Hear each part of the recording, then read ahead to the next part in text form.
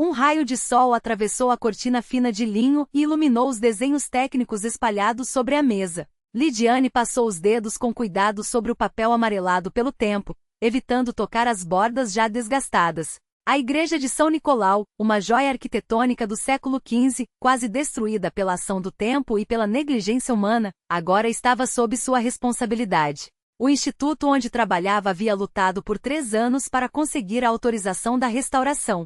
Finalmente, com a xícara de chá já frio nas mãos, ela se inclinou sobre os projetos.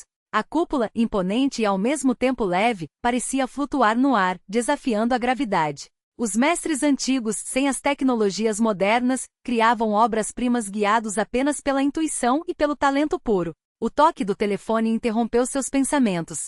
Na tela, o nome papai piscava. Lidi, filha, como vão as coisas? Perguntou o pai, com a voz calma e aconchegante de sempre, trazendo-lhe uma sensação de segurança. Tudo bem, pai. Muito trabalho, respondeu ela, sorrindo sem querer. Me encarregaram da igreja de São Nicolau, pode acreditar? Tenho orgulho de você, disse ele com uma alegria sincera. Sua mãe também estaria orgulhosa. Lidiane fechou os olhos por um instante. Fazia 10 anos que sua mãe havia partido, mas o pai sempre falava dela como se ela apenas tivesse saído da sala por alguns minutos.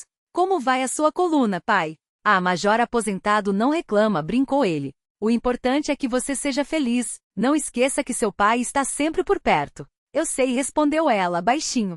Obrigada por ligar. Depois de desligar, Lidiane ficou alguns segundos olhando para o celular. Seu pai era a única pessoa que aceitava suas escolhas sem questionar, apoiando cada decisão. Mesmo quando ela abandonou a faculdade de economia para cursar arquitetura, mesmo quando levou Egor para conhecer a família pela primeira vez, o toque da campainha a fez se sobressaltar, derramando o resto do chá. Quem poderia estar visitando tão cedo, às 8 da manhã? Na porta estava Cláudia Pavlovna, impecavelmente penteada com maquiagem vibrante e um vestido antigo, porém impecavelmente passado. Nas mãos, uma caixa com um bolo. Bom dia, Lidi, disse a sogra, entrando sem cerimônia. Estava na casa da Zinaida Vassilievna e pensei em passar aqui. Vocês já estão acordados, não é? Sem esperar respostas, seguiu direto para a cozinha, onde notou imediatamente os desenhos espalhados. Sempre trabalhando, hein? Havia um tom na voz dela que Lidiane conhecia bem. E o Egor? Ainda está dormindo? Tomando banho, respondeu Lidiane, guardando os projetos em uma pasta. Quer um chá? Quero sim. Com limão se tiver. Cláudia Pavlovna sentou-se à mesa, observando a cozinha com atenção. E o bolo? Cortei agora mesmo. Acabei de assar. Lidiane colocou a chaleira no fogo e pegou uma faca. Sabia o que viria a seguir. Essa conversa se repetia todo mês como um ritual. A neta mais nova da Zinaida Vassilievna fez 1 ano, começou a sogra, enquanto Lidiane cortava o bolo. Uma menina tão esperta já tenta andar. E o mais velho tem 5 anos, imagina. Já vai para a escola, decora poesias. Lidiane assentiu, forçando um sorriso. A chaleira começava a chiar, e ela desejou que o barulho fosse mais alto, abafando o que viria em seguida.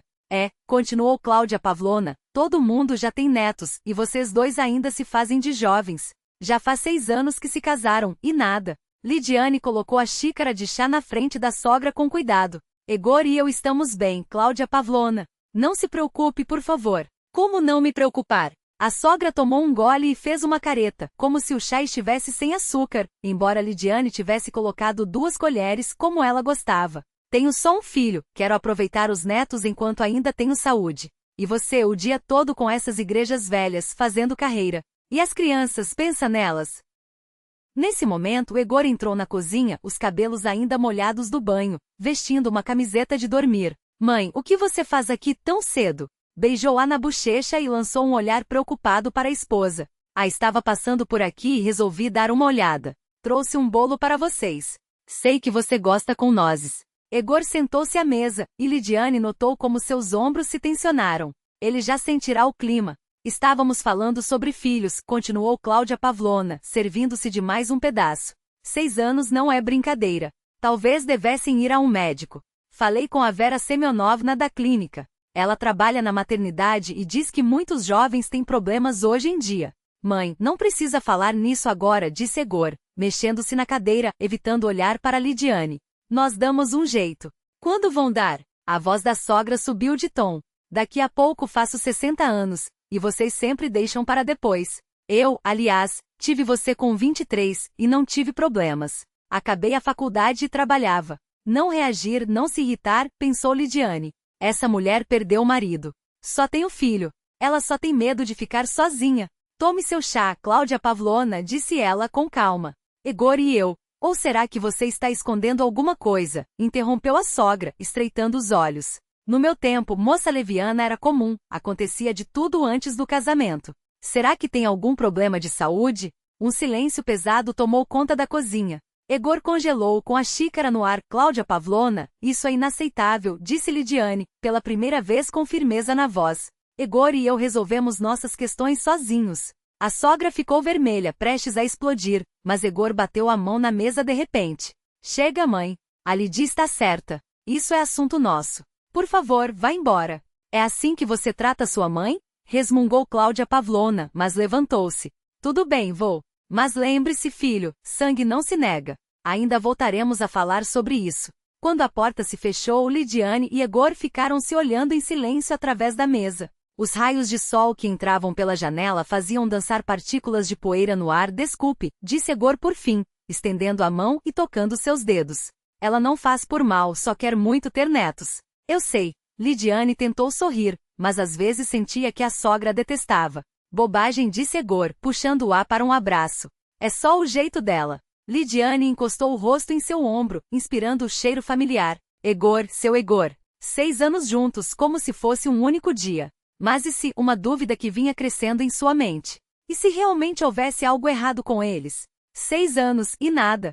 Egor afastou-se um pouco e olhou nos seus olhos. Vamos dar um jeito, juntos, disse ele, mas Lidiane percebeu uma sombra de incerteza em sua voz. Talvez precisemos de tempo, e de um check-up para os dois. Beijou sua testa e foi se vestir, deixando-a sozinha na cozinha, entre o chá pela metade e o bolo quase intocado. As palavras da sogra ecoavam. Sangue não se nega. Na frente do espelho do quarto, Egor abotoava a camisa devagar. Uma imagem da infância surgiu em sua mente. A mãe sentada à mesa da cozinha, a cabeça apoiada nos braços, os ombros tremendo de choro. O pai havia ido embora com outra mulher, deixando os dois sozinhos.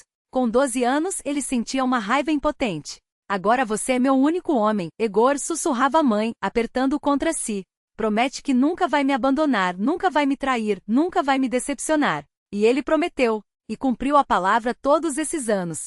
Egor olhou pela janela, vendo a figura da mãe se afastando, com seu vestido fora de moda. O coração doía, dividido entre lealdade e frustração. Ele amava Lida de todo o coração, mas também amava sua mãe. Sinto-me dilacerado, como se estivesse traindo uma das duas, pensou, enquanto tentava amarrar a gravata com mãos trêmulas. Ela tinha Egor, tinha uma família, e o passado deveria permanecer no passado.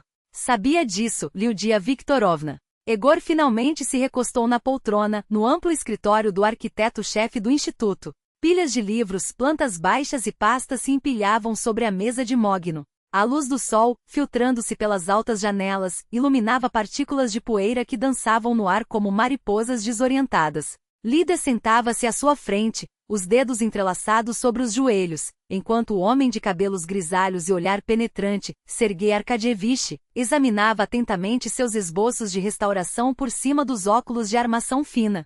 Seu enfoque na restauração da cúpula é impressionante, comentou ele, sem levantar os olhos dos desenhos. Você propõe preservar a estrutura original, apesar de todas as dificuldades técnicas?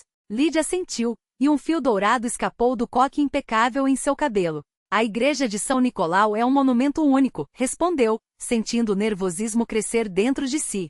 Mesmo em seu estado semidestruído, é possível ver a maestria dos construtores. Substituir essas estruturas por materiais modernos seria um crime contra a história.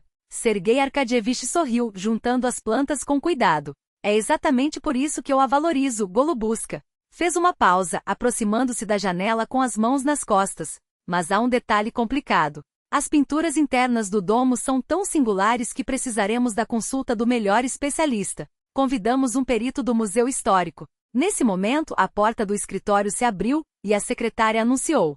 Sergei Arkadievich, o senhor Timofei Alexandrovich Vorontsov do museu, está aqui para vê-lo. Um homem alto de paletó de tweed e barba bem cuidada, entrou com passos firmes. Seus olhos castanhos, vivos e expressivos, varreram o ambiente antes de se fixarem em Lídia.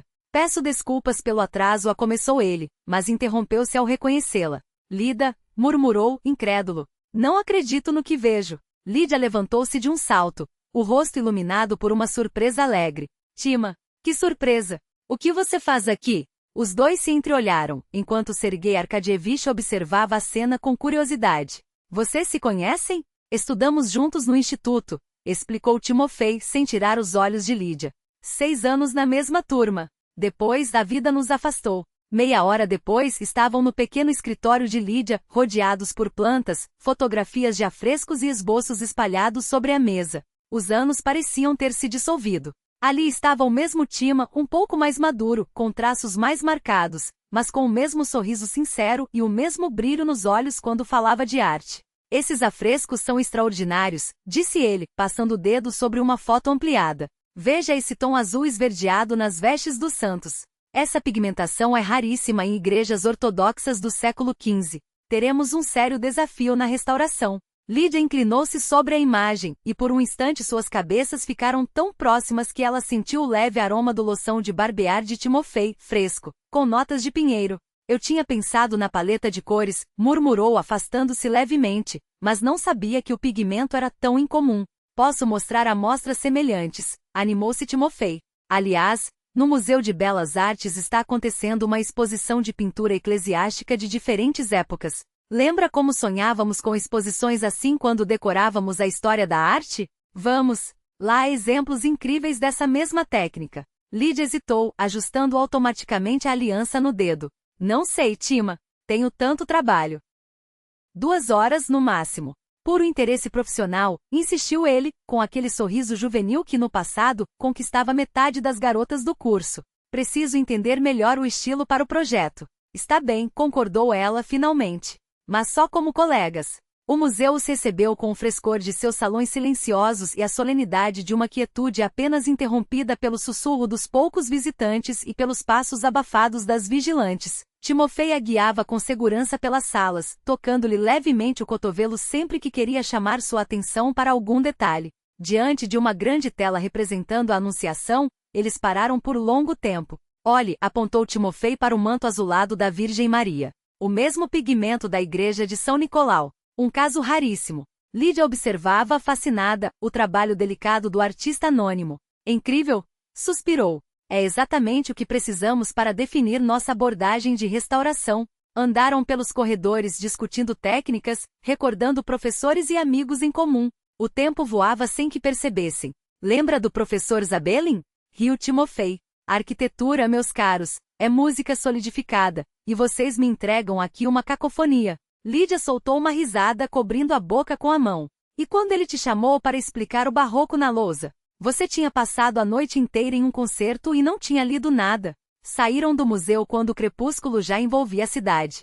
O ar outonal estava fresco e limpo após uma chuva recente. Que tal um café? Sugeriu Timofei, indicando uma pequena cafeteria do outro lado da rua. Lídia olhou para o relógio e balançou a cabeça. Preciso ir, Tima. O Egor vai se preocupar. Pararam sob um poste de luz, e a claridade artificial destacou seus rostos na penumbra. De repente, Timofei ficou sério. Sabe, sempre me arrependi de não ter lhe dito o que sentia na época da faculdade, confessou baixo. Estive apaixonado por você durante todos aqueles 6 anos, mas tinha medo de estragar nossa amizade. Lídia sentiu o rosto queimar. Desviou o olhar. Tima, eu sou casada. E feliz. Vamos continuar amigos, disse ela firme. E colegas. O projeto é importante para nós dois. Timofei assentiu, escondendo a decepção atrás de um sorriso. Claro, Lite. Só queria que soubesse. Despediram-se na parada de ônibus. No caminho para casa, Lida não conseguia tirar Timofei da cabeça os tempos do instituto, as escolhas que fizera, como sua vida poderia ter sido diferente. Mas com um gesto resoluto afastou aqueles pensamentos. Claudia Pavlovna apareceu por volta das 8 da noite, quando Lídia terminava de preparar o jantar e Egor assistia às notícias. Só vou ficar um instante, anunciou a sogra, já entrando no apartamento. Só para saber como vocês estão. Lídia conteve um suspiro. Após o conflito da manhã, Claudia Pavlovna havia batido seu recorde de paciência, quase um dia inteiro sem aparecer. Entre, quer jantar? Ofereceu Lídia com educação. Não, já comi, recusou a sogra, sentando-se à mesa da cozinha. Na verdade, vim falar com você, Egoruska. Tenho novidades. Lídia, que cortava legumes para a salada, tensionou os ombros, mas continuou o movimento mecânico da faca. A Nina Petrovna esteve no centro hoje, começou Claudia Pavlovna, baixando a voz para um tom conspiratório. E adivinha quem ela viu? Egor, relutante, afastou os olhos da televisão. Quem, mãe? Sua esposa, anunciou a sogra, triunfante. Com um homem, um cavalheiro tão refinado, barba bem cuidada, saíram juntos do museu. Ele a olhava com tanta atenção. Seria um colega de trabalho? Perguntou Egor, sem muito interesse. Ah, claro! Colega, repetiu Claudia Pavlovna com ironia. A Nina disse que eles conversavam tão animados, riam. Egoruska, você sabe com quem sua mulher anda passando tempo? A faca de Lídia parou no ar. Era isso. Nina Petrovna, a onipresente vizinha da sogra, que parecia ter espiões em cada esquina da cidade. É um colega mesmo, respondeu Lídia, virando-se para encarar Claudia Pavlovna. Timofei Vorontsov, especialista em arte do museu. Estamos trabalhando juntos no projeto de restauração. É claro que é, arrastou a sogra. Trabalhando. Fez uma pausa dramática. A Nina disse, eles pareciam tão íntimos, tão à vontade. Egor, finalmente intrigado, olhou para Lídia. Lit, chamou-o com uma nota de dúvida na voz. Lídia notou como o rosto do marido se transformou. Ele se levantou lentamente do sofá e aproximou-se da mesa da cozinha, os dedos apertando a borda como se buscassem apoio. Lit, é verdade? A voz de Egor tremia, entre a dúvida e algo mais profundo, quase um medo. Egor, é só trabalho, respondeu ela firme, sem desviar os olhos. Eu já te falei das frescos da igreja de São Nicolau. Precisamos da consulta de um especialista. Havia desconfiança em seu tom, como se as palavras dela fossem pedras que ele pesava na mão antes de aceitar. Claudia Pavlovna levantou-se e pousou a mão no ombro do filho, um gesto que parecia mais possessivo do que reconfortante. Vamos conversar, sussurrou, guiando-o para a sala com uma suavidade que contrastava com a tensão no ar. Lídia ficou sozinha na cozinha, os dedos apertando o cabo de uma faca que nem lembrava ter pego. Dos fundos da casa chegavam vozes abafadas, a entonação de Claudia oscila entre súplicas e reprovações, como se alternasse entre o papel de mãe ferida e juíza implacável. 10 minutos depois, Egor voltou sozinho, o rosto fechado, os olhos turvos. Mamãe foi embora, anunciou, a voz rouca. Ela passou mal. Lídia esperou, contendo a respiração. Sabia que aquilo não havia terminado. Quem é esse seu amigo do instituto? Perguntou ele finalmente sem olhá-la. Por que fico sabendo dele por meio dos vizinhos? Eu não sabia que o encontraria hoje, explicou ela, forçando a calma. Sergei Arkadievich o convidou como especialista. Sim, estudamos juntos, mas não nos víamos há anos. Timofei é historiador de arte. Sem ele, o projeto não avança. Ele tem conhecimentos únicos sobre frescos do século XV. Tirou da bolsa uma pasta e espalhou documentos sobre a mesa. O convite oficial do museu, relatório sobre o estado das pinturas, anotações da visita à exposição daquele dia. Olha, apontou. Estávamos lá por trabalho, analisando amostras de pintura eclesiástica para restauração. Egor folheou os papéis, os ombros lentamente relaxando, mas os olhos ainda desconfiados. Mamãe diz que eu preciso ter cuidado, murmurou. Lembra como meu pai nos abandonou? Fez uma pausa, como se as palavras doessem. Ela diz que todas as mulheres são iguais. Engoliu em seco, como se duvidasse do que acabará de repetir. Não quero repetir a história dele. Lídia aproximou-se e segurou suas mãos, frias e trêmulas. Eu te amo, disse baixinho. Timofei é só um colega. Sim, éramos amigos na faculdade, mas isso ficou no passado. Agora temos um projeto juntos, nada mais. Egor finalmente olhou para ela, e havia uma fratura em seu olhar, a de um homem dividido entre o desejo de acreditar e o medo de se enganar. Quero confiar em você, admitiu, a voz quebrada. De verdade quero. Foi então que a campainha cortou o silêncio tenso como uma lâmina. Na porta, Claudia Pavlovna reapareceu, desta vez com um embrulho de pirogues quentes. Pensei que vocês estivessem com fome, disse, entrando sem esperar convite. Então, conversaram? Lídia sentiu a raiva subir pela garganta, mas mordeu o interior da bochecha. Egor respondeu por ela. Sim, Lídia me explicou tudo. É só trabalho. Trabalho, trabalho, repetiu Claudia, disposto os pirogues no prato com um gesto teatral. Mas eu vi como os olhos dos homens brilham perto de mulheres bonitas, especialmente esses intelectuais. Cuspiu a última palavra como se fosse um insulto.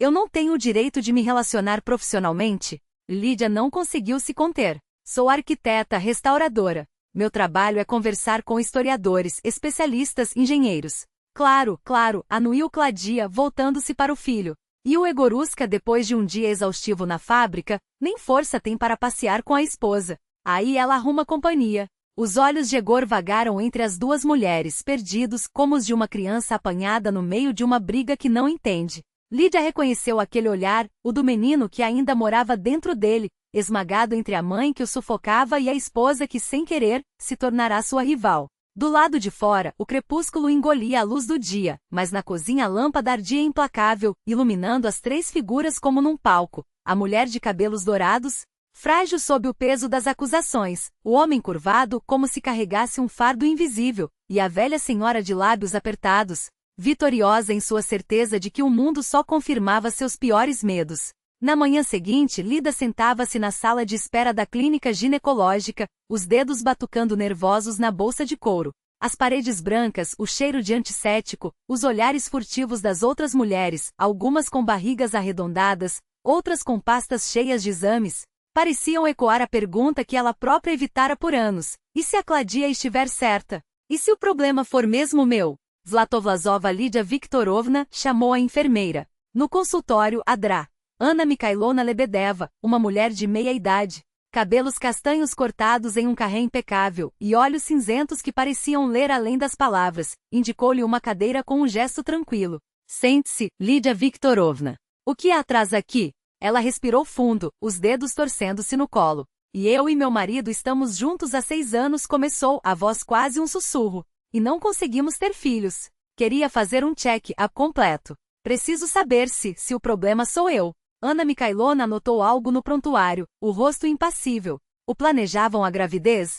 Usavam algum método anticoncepcional? Nos 2 primeiros anos, sim. Mas há 4 anos não usamos mais nada. Simplesmente não acontece. A médica fez mais perguntas, sobre ciclos, doenças, estresse, a rotina de trabalho. Depois encaminhou-a para exames, sangue, ultrassom, testes de permeabilidade das tubas. Os resultados saíram uma semana depois. Tenho boas notícias, Lídia Viktorovna, anunciou Adra. Lebedeva, removendo os óculos e sorrindo pela primeira vez. Você está perfeitamente saudável. O alívio deveria ter sido instantâneo, mas em vez disso, Lídia sentiu um nó se formar no estômago. Todos os exames estão normais?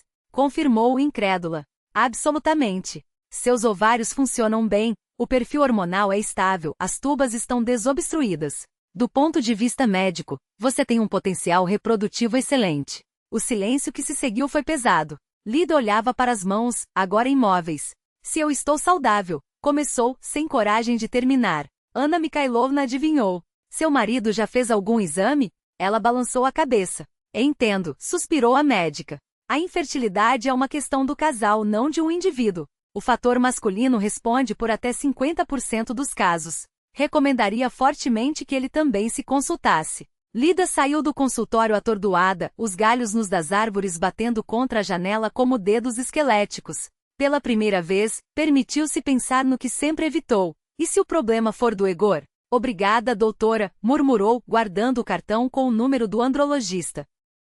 Não deixem para depois, advertiu Anna Mikhailovna. Quanto antes, melhor. Nota. O texto segue o estilo original com diálogos naturais, descrições que aprofundam a psicologia das personagens e um ritmo que alterna tensão emocional e reflexão. Mantenho a estrutura de parágrafos curtos para a fluidez e os detalhes sensoriais, como o cheiro de antisséptico, a luz da cozinha para a imersão. A porta do museu. Agora isso. O que você está tentando provar, Lida? Ele a encarava com um misto de desafio e desespero nos olhos. Ela o fitou perplexa. De onde vinham aquela agressividade, aquele medo? Foi então que Lídia lembrou, mãe. O terror de parecer fraco aos olhos dela, de ser considerado imperfeito. Eu te amo, sussurrou, as palavras saindo como um fio de voz. E quero que tenhamos uma família. Uma família de verdade, com filhos. Você não quer isso? Egor permaneceu imóvel junto à janela, os olhos fixos no pátio escuro lá embaixo. Quero, respondeu finalmente a voz rouca como se as palavras custassem a sair. Mas o problema não está em mim. Como você sabe? Ela se aproximou, sentindo o cheiro de café queimado ainda pairando no ar. Você já fez exames alguma vez? O silêncio foi sua resposta. Um silêncio denso, carregado de tudo que não era dito. Podemos ir juntos, propôs Lídia, tentando suavizar o tom. O Dr. Lebedel tem um conhecido, um andrologista. A porta da entrada bateu. Na soleira da cozinha surgiu Claudia Pavlovna, os braços carregados de sacolas.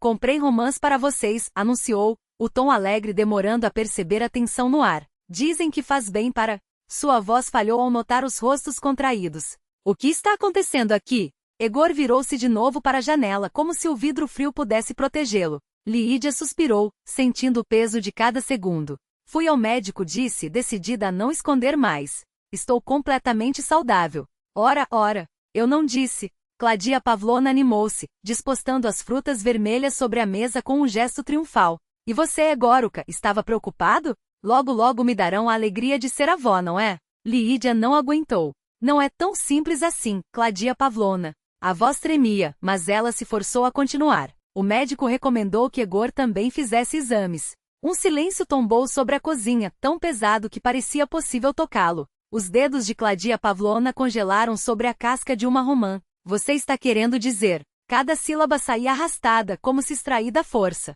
Que há algo errado com o meu filho? Eu não disse isso. Lídia sentiu o cansaço invadir cada fibra do corpo. Apenas precisamos descartar todas as possibilidades. O rosto da sogra empalideceu, depois ruborizou-se de indignação.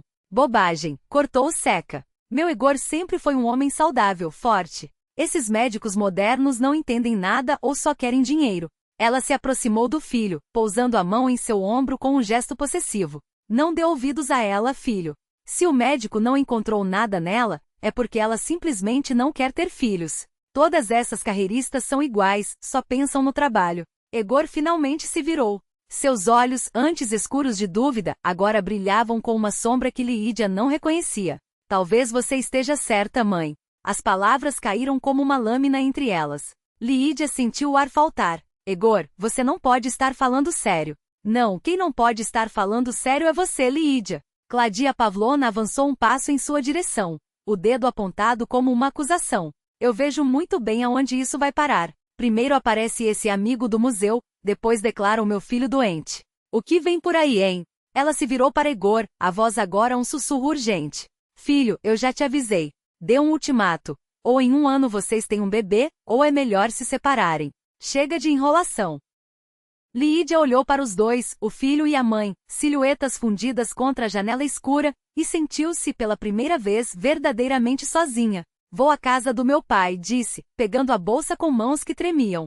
Não esperou resposta. Viktor Nikolaevich abriu a porta de seu apartamento e congelou no limiar. À sua frente a filha, os olhos inchados de choro, os lábios trêmulos. Lidotcha. Foi tudo o que conseguiu dizer antes que ela se jogasse em seus braços, soluçando como uma criança. Papai, eu não sei o que fazer. Ele a abraçou com força, como fazia quando ela, ainda pequena, corria até ele depois de cair da bicicleta, os joelhos esfolados. Só que agora a dor era mais profunda, uma ferida que não sangrava, mas doía muito mais. Meia hora depois, estavam sentados na cozinha. Lídia, enrolada no suéter do pai, aquecia as mãos em torno de uma xícara de chá fumegante. Viktor Nikolaevich, depois de ouvir tudo em silêncio, franziu a testa. Nos olhos cinzentos iguais aos da filha, lia-se uma indignação contida como brasas sob cinzas.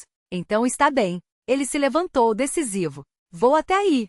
Papai não. Lídia segurou seu braço. Isso só vai piorar as coisas. Minha filha. Ele afagou seus cabelos como nos tempos em que ela era pequena. Há momentos em que um homem precisa conversar com outro homem. E pelo que parece, seu Egora muito precisa de uma conversa dessas. Tirou do armário a antiga farda de oficial, não a de gala, mas a cotidiana austera com as dragonas de major. Para quê? Lídia perguntou, surpresa. Efeito psicológico. Ele piscou, um lampejo de malícia nos olhos. Os homens se entendem melhor quando veem uma hierarquia clara. 40 minutos depois, paravam em frente ao prédio de Lídia. Nas janelas do apartamento a luz ainda estava acesa. Viktor Nikolaevich ajustou o colarinho do uniforme. Espere no carro, disse a filha. Eu mesmo falarei com seu marido. Egor abriu a porta e recuou surpreso, ao ver o sogro em trajes militares no batente. Viktor Nikolaevich, aconteceu algo? Permita-me entrar, disse o major aposentado, o tom formal como uma ordem velada.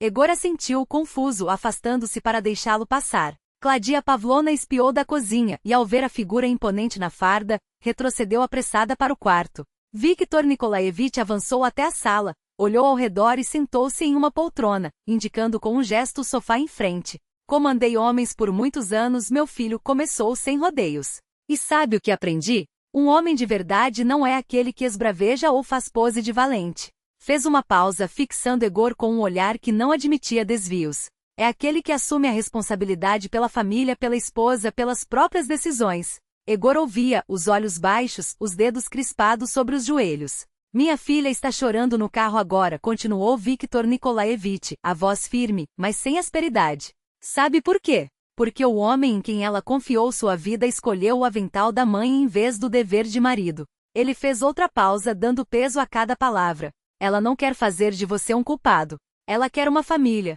E está disposta a lutar por essa família, mesmo que o mundo todo esteja contra. Inclinou-se levemente para a frente. E você? Está disposto? Egor levantou os olhos. Eu amo a Lida, o senhor sabe disso. Sei, confirmou o pai. Mas amar não é só ter momentos bons. É também fazer escolhas, todos os dias. Um homem protege sua mulher. Não permite que a maltratem, nem mesmo quando quem ataca é a própria mãe. Olhou pela janela, onde os primeiros flocos de neve começavam a cair, derretendo-se ao tocar o vidro. Vivi 35 anos com a mãe da Lídia. E nunca, ouça bem, nunca permiti que terceiros, nem mesmo nossos pais, se metessem entre nós. Egor permaneceu imóvel, as mãos cobrindo o rosto. Não sei o que fazer, admitiu, a voz abafada. Eu sei. Viktor Nikolaevich assentiu. Mas a gratidão não pode se transformar em correntes. Sua mãe o criou para que você fosse um homem e formasse sua própria família, não para permanecer eternamente seu menino. Levantou-se e aproximou-se da janela, observando a neve que agora caía mais densa. Faça uma escolha, Egor. Ou vá e lute pela sua felicidade, ou deixe minha filha ir, para que ela encontre alguém que a coloque em primeiro lugar. Virou-se para encará-lo. Não há terceira opção. Quando Viktor Nikolaevich levou Egor até o carro, Lídia espreitava ansiosa pelo vidro, tentando decifrar no rosto do marido o resultado da conversa. Ele se aproximou e abriu a porta. Desculpe, disse, ajoelhando-se na neve molhada. Fui um covarde. Deixei que minha mãe influenciasse minhas decisões. Segurou as mãos dela frias e trêmulas. Vou fazer os exames. Vamos descobrir tudo e ser felizes. Eu prometo. Lídia olhava para ele ajoelhado na neve, com um arrependimento genuíno nos olhos, e sentiu algo dentro dela começar a derreter, como gelo sob o sol fraco de inverno. Ele não está perdido, pensou. Apenas se perdeu entre dois mundos. Eu acredito em você, sussurrou, saindo do carro. Viktor Nikolaevich observava-os de longe, os braços cruzados. No terceiro andar, atrás da cortina entreaberta, o vulto de Claudia Pavlovna espreitava a cena. Seu rosto, iluminado por um instante pela luz do poste, revelava uma mistura de amargura e uma determinação teimosa, como uma semente enterrada esperando a primavera para brotar. Ela se calara, mas não desistira.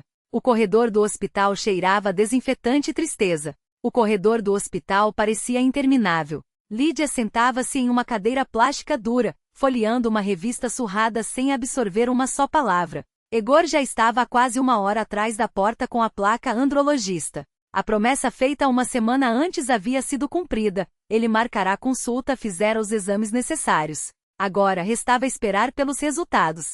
A porta do consultório finalmente se abriu. Egor emergiu com o rosto pálido, como se todo o sangue tivesse se esvaído de suas veias. Na mão apertava alguns papéis. O médico pediu para você entrar também, disse com voz surda, sem olhar para a esposa. Lídia levantou-se, sentindo o peso de um pressentimento angustiante se enraizar em seu peito. Dentro do consultório, um homem de cabelos grisalhos e gestos serenos os recebeu. Sente-se, Lídia Viktorovna, indicou ele, apontando para a cadeira ao lado de Egor. Já expliquei a situação ao seu marido, mas gostaria que você também estivesse ciente. Sobre a mesa, espalhou folhas com gráficos e resultados. Egor Mikhailovich apresenta sérios problemas de fertilidade, anunciou o médico, em um tom onde a precisão profissional se misturava a uma discreta compaixão. A contagem de espermatozoides viáveis está significativamente reduzida, e sua motilidade deixa a desejar. Lídia segurou a mão do marido em silêncio. Os dedos dele estavam gelados. Isso tem cura? Perguntou, esforçando-se para manter a voz firme. Existem métodos de tratamento, confirmou o médico. Mas será necessário tempo e terapia. Provavelmente mais de um ciclo. Já prescreve medicamentos que podem melhorar os índices. Também recomendo mudanças no estilo de vida, eliminar álcool, evitar banhos quentes, roupas apertadas. E acima de tudo, reduzir o estresse. Egor mantinha a cabeça baixa, os ombros levemente trêmulos. É um erro, murmurou por fim. Com certeza um erro. Refaçam os testes. Fizemos tudo 2 vezes, respondeu o médico com calma. Os resultados são precisos. Mas isso não é uma sentença, Egor Mikhailovich. A medicina avança e no seu caso há boas chances de melhora. Se o tratamento convencional não der resultado, há tecnologias de reprodução assistida, FIV e CSI. Egor levantou-se bruscamente, interrompendo-o. Obrigado, doutor. Preciso pensar. Saiu do consultório, deixando Lídia sozinha com o médico. Ele precisa de tempo, disse o homem juntando os papéis.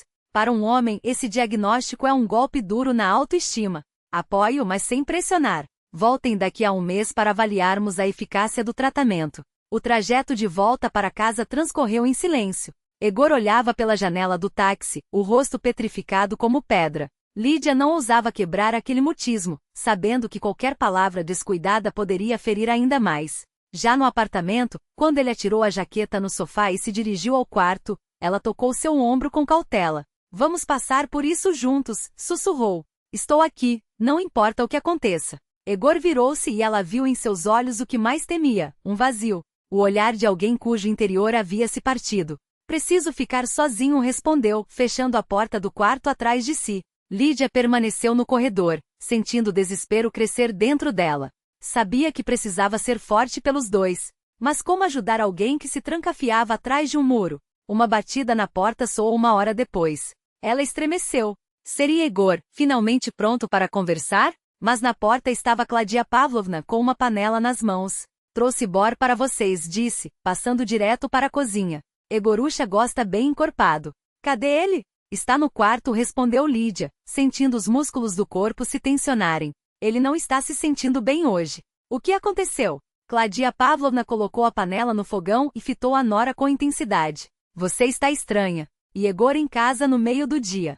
O que está acontecendo? Lídia entendia que a verdade não poderia ser escondida para sempre. Talvez fosse melhor que a sogra ouvisse dela e não do filho, que mal conseguia falar sobre o assunto. Recebemos os resultados dos exames de Egor, começou com cuidado. Foram detectados problemas com. Não teve tempo de terminar. A porta do quarto se abriu, e Egor apareceu no batente. Mãe? Sua voz soava surpresa. O que você está fazendo aqui? Claudia Pavlovna correu até ele. Egorusha, o que há com você? Que exame é esse? Egor lançou um olhar pesado para Lídia. Você já contou? Não foi uma pergunta e foi uma constatação. Egor, eu só comecei. Não importa, cortou ele. Sim, mãe, fui ao médico.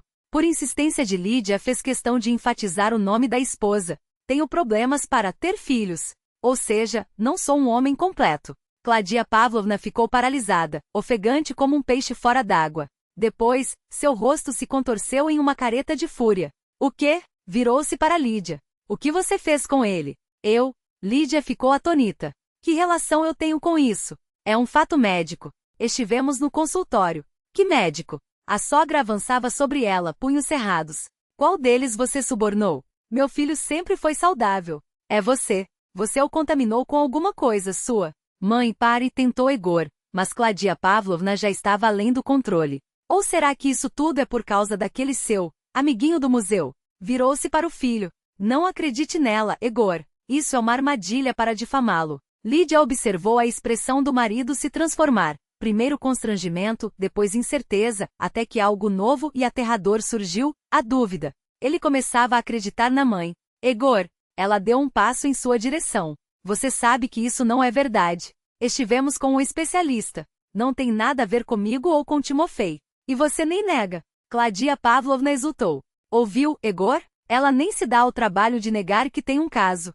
Chega, Lídia elevou a voz. Isso é absurdo. Mas já era tarde. Os olhos de Egor escureceram, uma chama de suspeita acendendo-se neles. Na verdade, disse devagar, vocês apareceram na minha vida quase ao mesmo tempo. Você e esse problema. Egor, o que você está dizendo? Havia incredulidade em sua voz. Estamos juntos há 6 anos, e conheci Timofei há 1 mês. Ou será que você traiu? Egor soltou de repente. Seus olhos brilhavam com lágrimas de raiva ou de impotência, não dava para saber. Será que todo esse tempo você me enganou? Lídia sentiu o chão desaparecer sob seus pés.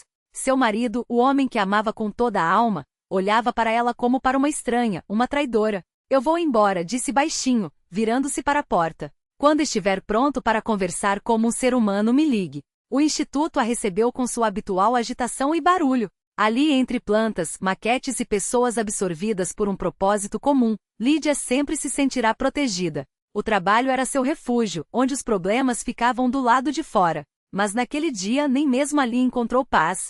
As mãos tremiam, as linhas no papel se embaçavam com lágrimas não convidadas. As palavras de Egor, aquele olhar cheio de desconfiança, a perseguiam. Lida, uma voz familiar soou às suas costas. Você está chorando? Ela enxugou os olhos rápido, mas já era tarde. Timofei estava ao seu lado, a preocupação estampada no rosto. O que aconteceu? Perguntou, sentando-se na beirada da mesa. Pode não. Alugara num bairro tranquilo, longe dos olhares curiosos e das línguas afiadas.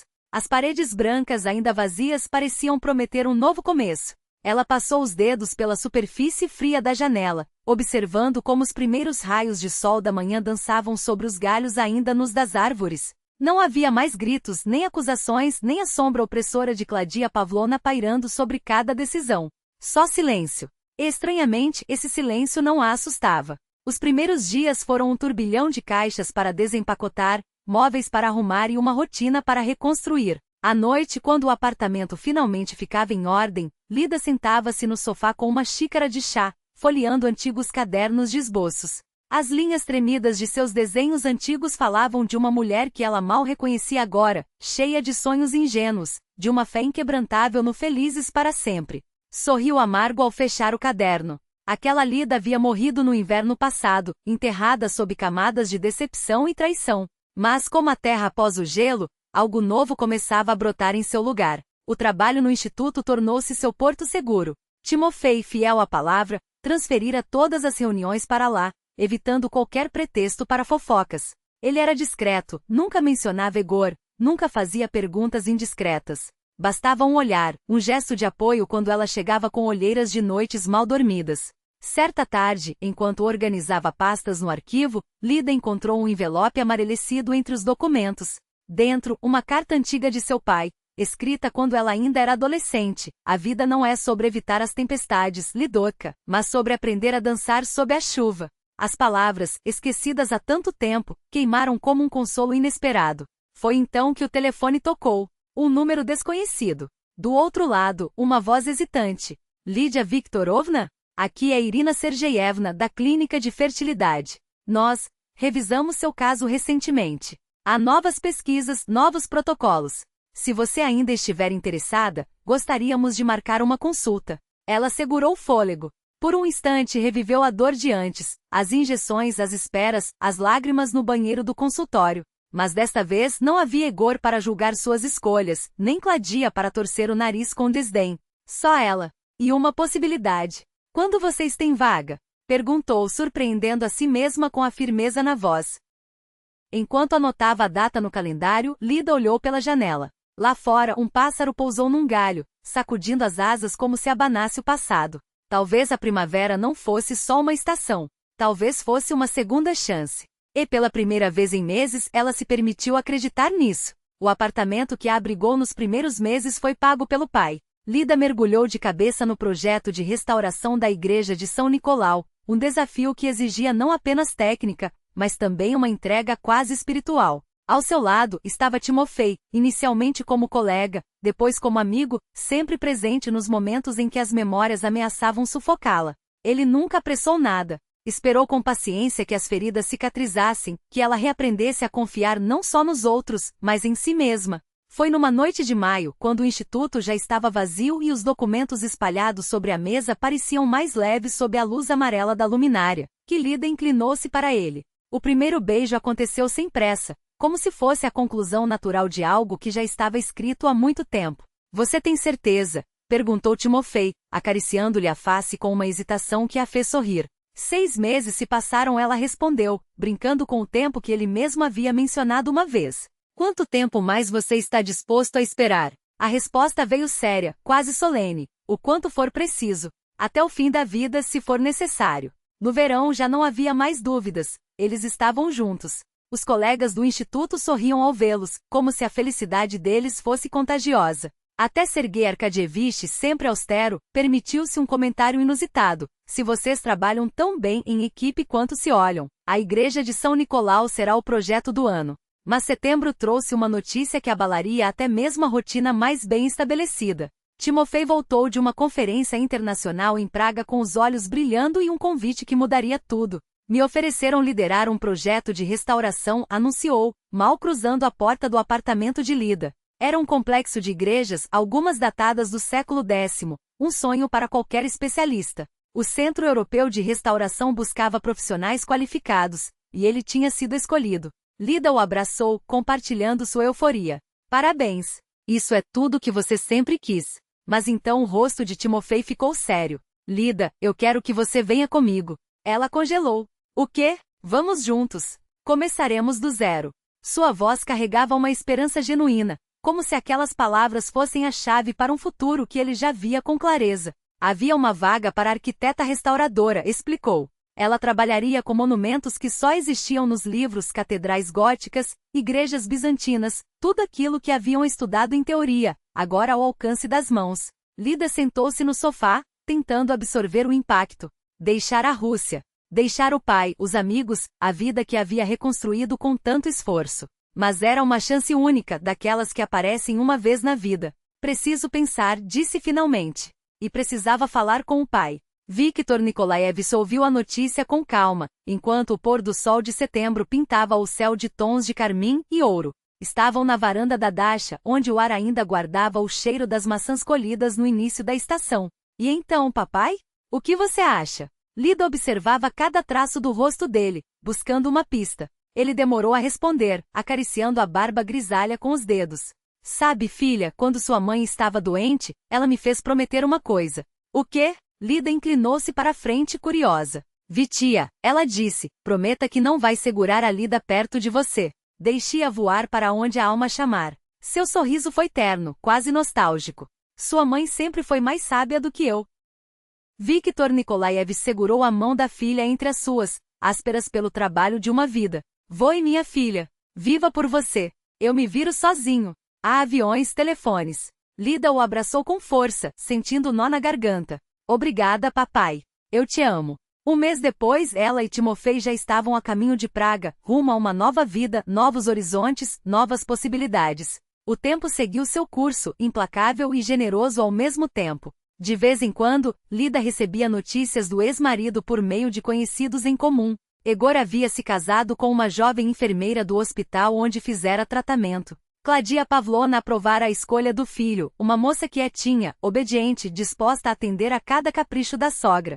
Uma família perfeita, comentavam. Mas um ano depois, a notícia que chegou não surpreendeu ninguém. A nova esposa de Egor o traíra com um médico andrologista. A história viera à tona por acidente, envolta em detalhes tão escandalosos que se tornou o assunto do bairro. Dizem que Egor encontrou as mensagens sem querer, depois os flagrou juntos, contou uma amiga do instituto em uma ligação rara. E a Claudia Pavlovna? Lida perguntou mais por curiosidade do que por interesse real. Depois daquele escândalo na porta do prédio, os vizinhos a evitam.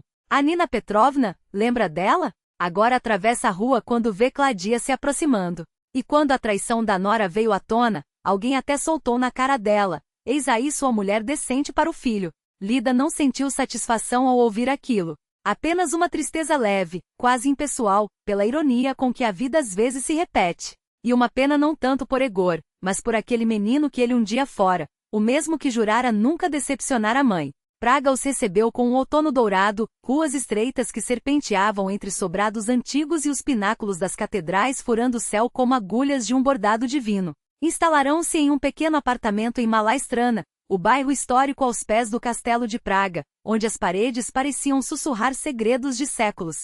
O trabalho no Centro Europeu de Restauração superou todas as expectativas de Lida. Seu talento foi reconhecido rapidamente, e ela se dedicou a cada projeto como se estivesse não apenas reconstruindo pedras, mas também os alicerces da própria existência, tijolo por tijolo. Numa tarde de primavera, quando a cidade florescia em jardins exuberantes, Lida sentiu um mal-estar que não era novo, mas que dessa vez carregava um pressentimento. Timofei insistiu para que fosse ao médico, e o diagnóstico confirmou que ela já suspeitava em silêncio, estava grávida. A felicidade foi tão intensa que por um instante o mundo pareceu parar. Vou chamá-la de Ana, disse Lida, passando a mão sobre a barriga ainda plana, em homenagem à doutora Lebedeva. Se não fosse ela eu nunca teria conhecido a verdade. Timofei assentiu, os olhos úmidos, e então ajoelhou-se. Lida Viktorovna, você me faria a honra de se tornar minha esposa? Casaram-se em uma pequena igreja ortodoxa em Praga, onde o incenso se misturava ao perfume das flores e as vozes do coro ecoavam como uma bênção. Viktor Nikolaevich veio para a cerimônia, elegante em seu terno sóbrio, o peito estufado de orgulho enquanto conduzia a filha ao altar. Isso sim é uma família de verdade, sussurrou mais tarde, quando dançavam no salão de recepção. Ana nasceu no inverno, uma menina forte, com um tufo dourado de cabelo. 2 anos depois, veio Nikolai, nomeado em homenagem ao avô. Viktor Nikolaevich viajava sempre que podia para visitá-los, mimando os netos com presentes e histórias, partindo sempre com os olhos úmidos. Quando não conseguia estar presente, as videochamadas preenchiam a distância. Ele ensinava as crianças a recitar o alfabeto cirílico, repetindo com carinho: lembrem-se, vocês são russos, não importa onde vivam. Lida os observava da porta, o coração cheio de uma gratidão tranquila. A vida havia tomado um rumo diferente do que ela planejara, mas não era isso afinal, o que tornava tudo mais bonito. Sua carreira na Europa floresceu. Recebeu um prêmio prestigioso pela restauração de uma igreja medieval e passou a liderar projetos de grande porte. Até que um dia lhe ofereceram justamente o que parecia um fechamento de ciclo, a restauração da igreja de São Nicolau em Praga, aquela mesma que anos antes havia sido seu primeiro grande desafio na Rússia. O círculo se fechou, disse a Timofei quando entraram juntos na nave central daquele templo bizantino, majestoso e cheio de história.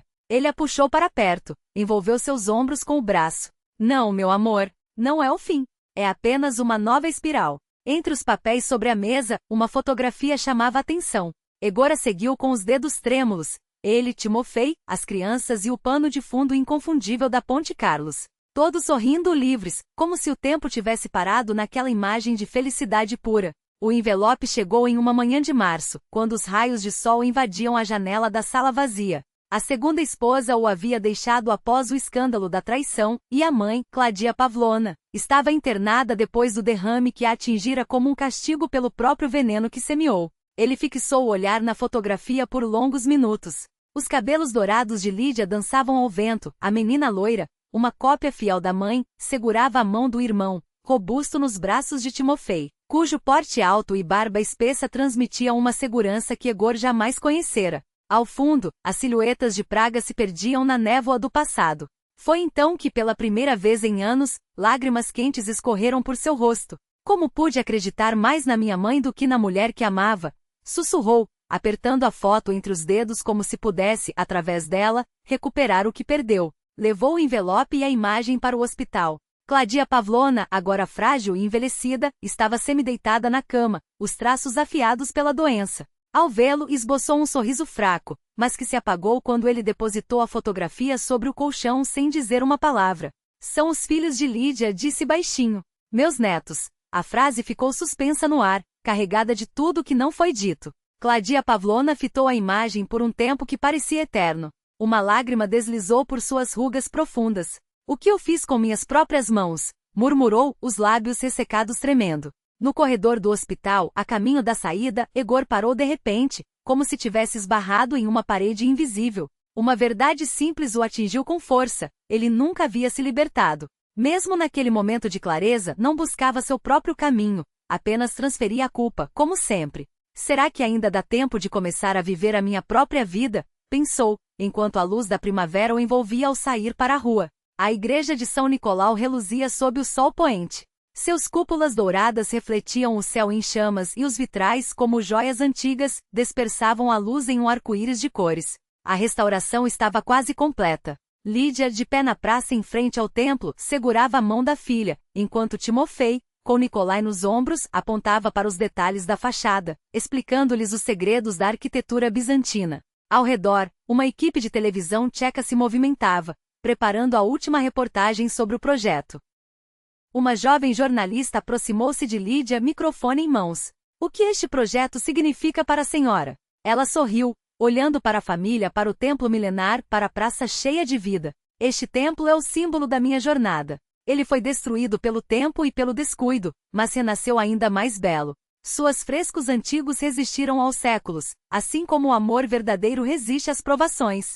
Aperitou a filha contra si. A vida me ensinou uma lição: valorizar quem nos valoriza. E sou grata por isso. A câmera capturou seu rosto iluminado, os cabelos dourados brilhando à luz do entardecer, rodeada por aqueles que amava, diante da grandiosidade do templo. A imagem congelou por um instante, eternizando aquele momento de paz conquistada.